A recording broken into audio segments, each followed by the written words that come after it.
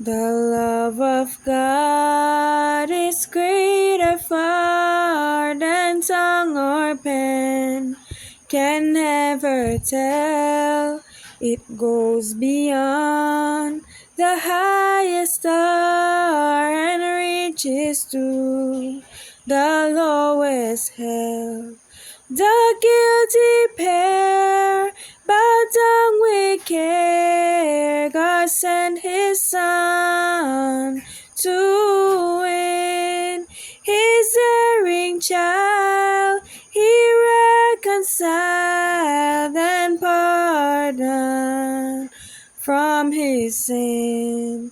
O love of God, how rich and pure, how measureless and strong, it shall forevermore endure. The saints and angels song, the saints and angels song. In heavenly places. Love, the impelling motive. August 15th. For the love of Christ constraineth us. 2 Corinthians chapter 5 verse 14. But now abideth faith, hope, love, these three, and the greatest of these is love. 1 Corinthians chapter 13 verse 13. In the life of Christ, this love found perfect expression. He loved us in our sin and degradation. He reached to the very depths of woe to uplift the erring sons and daughters of earth. There was no wearying of His patience, no lessening of His zeal. The waves of mercy, beaten back by proud, impenitent, unthankful hearts, ever returned in a stronger tide of love.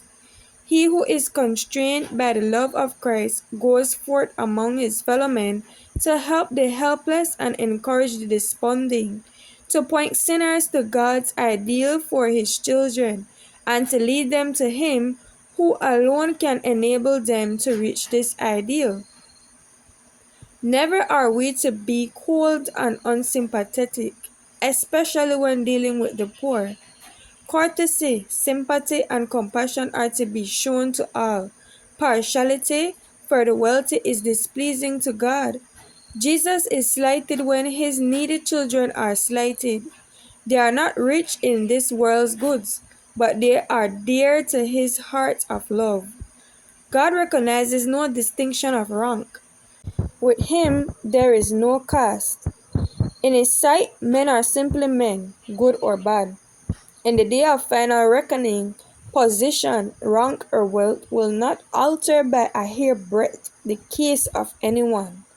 By the all-seeing God, men will be judged by what they are in purity, in nobility, in love for Christ. Christ declared that the gospel is to be preached to the poor. Never does God's truth put on an aspect of greater loveliness than when brought to the needy and destitute.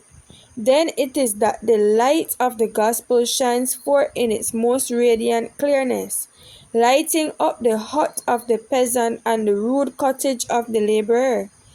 Angels of God are there, and their presence makes the crust of bread and the cup of water a banquet. Those who have been neglected and abandoned by the world are raised to be sons and daughters of the Most High, lifted above any position that earth can give. They sit in heavenly places in Christ Jesus. They may have no earthly treasure, but they have found the pearl of great price. Heavenly places. Love, the impelling motive. August 15th. When years of time shall pass away, and earthly thrones and kingdoms fall, when men who hear refuse to pray, on rocks and hills and mountains call, God's love so pure shall still endure, our measureless and strong, redeeming grace to Adam's race, the saints and angels song. O love of God, how rich and pure, how measureless and strong, it shall forevermore endure, the saints and angels song.